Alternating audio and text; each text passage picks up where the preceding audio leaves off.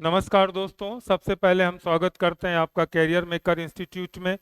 और हमेशा की तरह आज हम फिर हाजिर हैं 3 जून 2023 की नई करंट अफेयर क्लास के साथ। और जैसा कि हमेशा की तरह हर क्लास के पहले आपसे पिछले वीडियो में दिए गए प्रश्न जिसके आंसर को हम कमेंट्स बॉक्स में आ, डालने का या लिखने का निवेदन करते हैं। सबसे पहले उस प्रश्न को हम देखते हैं। आइए देखते हैं कि वह प्रश्न हमारा क्या था। हमारा प्रश्न था कि हाल ही में किस देश के प्रधानमंत्री पुष्प कमल दहल प्रचंड 4 दिवसीय यात्रा पर भारत पहुंचे। हाल ही में किस देश के प्रधानमंत्री पुष्प कमल दहल प्रचंड 4 दिवसीय यात्रा पर भारत पहुंचे? तो सही जवाब इसका मित्रों नेपाल। नेपाल के प्रधानमंत्री हैं पुष्प कमल दहल प्रचंड, जो अभी हाल ही में भारत की 4 दिवसीय यात्रा पर पहुंचे हैं। सभी मित्रों ने इसका जवाब दिया है और सभी के जवाब सही है। तो चलिए शुरू करते हैं आज की करंट अफेयर का क्लास का पहला प्रश्न। पहला प्रश्न है कि रिवार्ड प्रोग्राम को भारत में किस संस्था द्वारा सहायता प्रदान की जाती है? रिवार्ड प्रोग्राम को भारत में किस संस्था द्वारा सहायता प्रदान की जाती है? 4 ऑप्शंस हैं, विश्व बैंक, आरबीआई, डब्ल्यूएचओ, यूएनओ। तो सही जवाब है मित्रों विश्व बैंक। विश्व बैंक द्वारा भारत को आर्थिक सहायता प्रदान की जाती है। Rejuvenating water sets for agriculture resiliences through innovative development REWARD reward कार्यक्रम विश्व बैंक की सहायता से की गई एक पहल है जिसे 2021 से 2026 तक लागू किया जा रहा है। इसके कार्यान्वयन की हाल ही में सचिव, भूमि संसाधन विभाग और विश्व बैंक की टीम द्वारा समीक्षा की गई है। हमारा अगला प्रश्न से पहले आप वर्ल्ड बैंक का एक लोगो या उनका एक पोस्टर देख सकते हैं। हमारा अगला प्रश्न है, हाल ही में खबरों में रही अटल भूजल योजना किस केंद्रीय मंत्रालय द्वारा लागू की जाती है? अटल भूजल योजना किस केंद्रीय मंत्रालय द्वारा लागू की जाती है? तो 4 ऑप्शन है हमारे पास, जल शक्ति मंत्रालय, मानव संसाधन विकास मंत्रालय, केंद्रीय जल आपदा प्रबंधन, राज्य सरकारों द्वारा। तो सही जवाब है मित्रों जल शक्ति मंत्रालय द्वारा अटल भूजल योजना लागू किया गया। अटल भूजल योजना, जिसे अटल जल के नाम से भी जानते हैं, एक केंद्रीय क्षेत्र की जल संरक्षण योजना है जो 2025 की समाप्ति तिथि के बाद अतिरिक्त 2 वर्षों तक जारी रहेगी। इसे जल शक्ति मंत्रालय द्वारा कार्यान्वित किया जाता है। इस योजना का प्रमुख उद्देश्य चिन्हित राज्यों गुजरात, हरियाणा, कर्नाटक, मध्य प्रदेश, महाराष्ट्र, राजस्थान और उत्तर प्रदेश में चुनिंदा जल संकट क्षेत्रों में भूजल संसाधनों के प्रबंधन में सुधार करना है।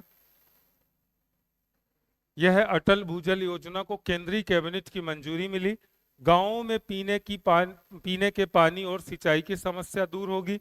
योजना पर 6,000 करोड़ रुपए की लागत आएगी। 78 जिलों के 8,350 गांवों को मिलेगा फायदा। इन राज्यों में होगी शुरुआत मध्य प्रदेश, गुजरात, हरियाणा, उत्तर प्रदेश, महाराष्ट्र, राजस्थान और कर्नाटक। भूजल और पुनर्वास में मदद करेगी यह योजना, ऐसा सरकार का कहना है। हमारा अगला प्रश्न है, किस केंद्रीय मंत्रालय ने राष्ट्रीय चिकित्सा उपकरण नीति 2023 का अनावरण किया?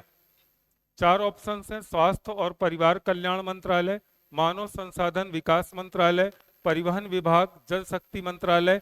तो सही जवाब है मित्रों स्वास्थ्य और परिवार कल्याण मंत्रालय ने राष्ट्रीय चिकित्सा उपकरण नीति 2023 का अनावरण किया है। राष्ट्रीय चिकित्सा उपकरण नीति 2023 का हाल ही में भारत के केंद्रीय स्वास्थ्य मंत्री मनसुख मंडाविया द्वारा अनावरण किया गया।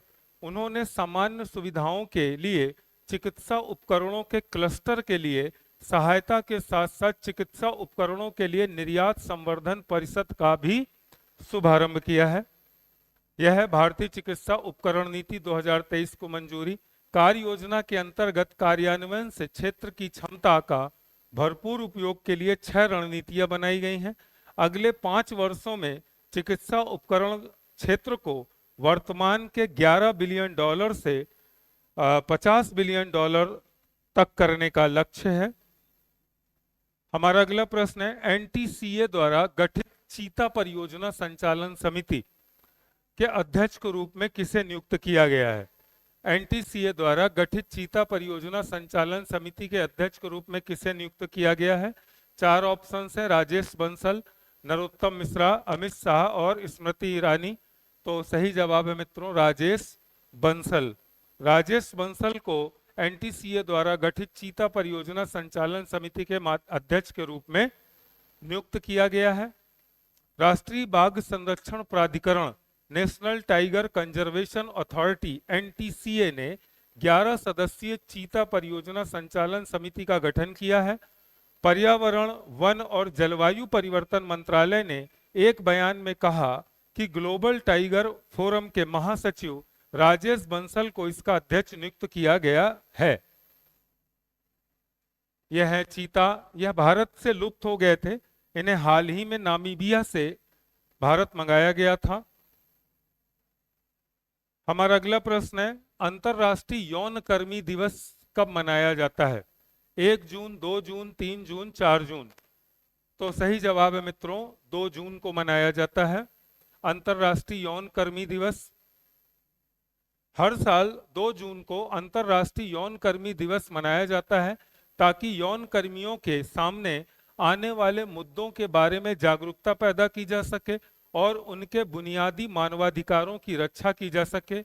यह दुनिया भर में सेक्स वर्कर का सम्मान करने और दुर्व्यवहार और उत्पीड़न सहित विभिन्न मुद्दों पर ध्यान केंद्रित करने का दिन है। अक्सर दुनिया में सबसे पुराने पेशे के रूप में वर्णित सेक्स वर्क में संलग्न लोगों को कठिनाइयों और अपमान का सामना करना पड़ता है। वे अपराधीकरण, हिंसा, भेदभाव और मानवाधिकारों के अन्य रूपों के उल्लंघन का सामना करना जारी रखते हैं जो HIV प्राप्त करने के उनके जोखिम को भी बढ़ाते हैं। यह है इंटरनेशनल सेक्स वर्कर्स डे, जून 2 को मनाया गया। हमारा अगला प्रश्न है, तेलंगाना राज्य का गठन कब किया गया? 4 ऑप्शंस हैं, 1 जून, 2 जून, 3 जून, 4 जून। तो सही जवाब है 2 जून 2014 को। 2 जून 2014 को तेलंगाना राज्य का गठन किया गया। 2014 में आंध्र प्रदेश से अलग होकर तेलंगाना नया राज्य बना। के चंद्रशेखर राव यानी KCR राज्य के पहले मुख्यमंत्री चुने गए और अब भी वे ही राज्य के मुख्यमंत्री हैं। यह है तेलंगाना का नक्शा जो जून 2 को 2014 को आंध्र प्रदेश से अलग हुआ। हमारा अगला प्रश्न है, कौन सा रेलवे क्षेत्र द्वारा शहीदों के नाम पर ट्रेन के इंजनों का नामकरण किया गया है? कौन से रेलवे क्षेत्र द्वारा शहीदों के नाम पर ट्रेन के इंजनों का नामकरण किया गया है? 4 ऑप्शंस हैं, उत्तर रेलवे, मध्य रेलवे, पश्चिम रेलवे और दक्षिण रेलवे। तो इसका सही जवाब है उत्तर रेलवे। उत्तर रेलवे ने अपने इंजनों का नाम शहीदों के नाम पर रखा है। यह है आजादी की रेलगाड़ी और स्टेशन। नेताजी एक्सप्रेस रखा गया पहला। स्वतंत्रता आंदोलन में मां भारती के वीर सपूत नेताजी सुभाष चंद्र बोस का अहम योगदान को दर्शाती हुई वह ट्रेन का इंजन का नाम रखा गया। अगला प्रश्न है कि कौन से देश की कंपनी एलस्टॉम द्वारा 100 वंदे भारत ट्रेन बनाई जाएंगी? 4 ऑप्शंस हैं, Bharat, Germany, Japan, Britain. Bharat की नहीं, फ्रांस, जर्मनी, जापान और ब्रिटेन। तो सही जवाब है फ्रांस। फ्रांस में की जो कंपनी है एलस्टॉम द्वारा 100 वंदे भारत ट्रेन बनाई जाएंगी भविष्य में। यह है वंदे भारत ट्रेन।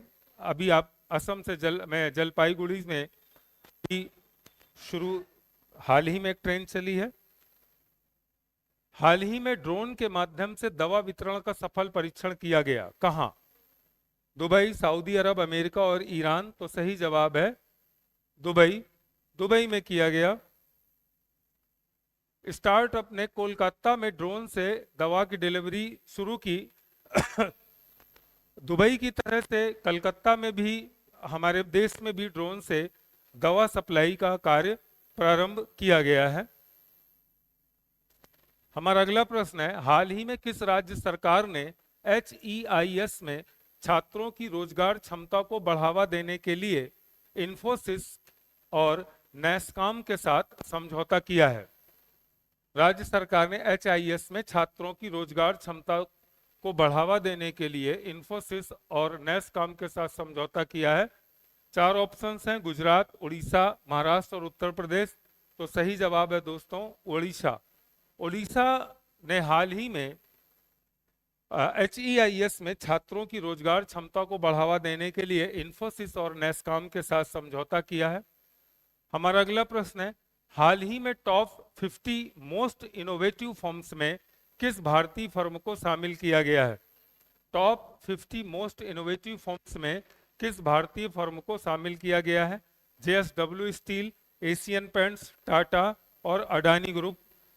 तो सही जवाब है दोस्तों टाटा। टाटा को ही हाल ही में टॉप 50 मोस्ट इनोवेटिव फर्म्स के रूप में शामिल किया गया है। यह है टाटा का लोगो, सभी जानते हैं इसको। हमारा अगला प्रश्न है, हाल ही में IDBI बैंक बोर्ड ने किसे उप प्रबंध निदेशक के रूप में नियुक्त किया है? 4 ऑप्शन है, हरिनारायण सिंह, जय कुमार एस पिल्लई, उदित त्यागी, शेखर कपूर। तो सही जवाब है जय कुमार एस पिल्लई। जय कुमार एस पिल्लई को हाल ही में IDBI बैंक बोर्ड ने उप प्रबंधक निदेशक नियुक्त किया है। अगला प्रश्न है, हाल ही में किस राज्य ने परियोजना लॉन्च की है? 4 ऑप्शंस हैं, केरल, आंध्र प्रदेश, कर्नाटक और मध्य प्रदेश। तो सही जवाब है मित्रों केरल। केरल ने हाल ही में सौर परियोजना लॉन्च की है। केरल सरकार ने तिरुवनंतपुरम में हर छत को सौर ऊर्जा उत्पादक स्टेशन में बदलने के उद्देश्य से एक महत्वपूर्ण परियोजना शुरू की है। Agency for new and renewable energy research and technology ANERT के नेतृत्व में यह महत्वाकांक्षी उद्यम राज्य की राजधानी को देश के सबसे बड़े सौर शहरों में से एक के रूप में स्थापित करना चाहता है। इस परियोजना का उद्देश्य सौर ऊर्जा की अपार क्षमता का दोहन करना और क्षेत्र में सस्ते श्रम की उपलब्धता द्वारा प्रदान किए जाने वाले लागत लाभ का लाभ उठाना है।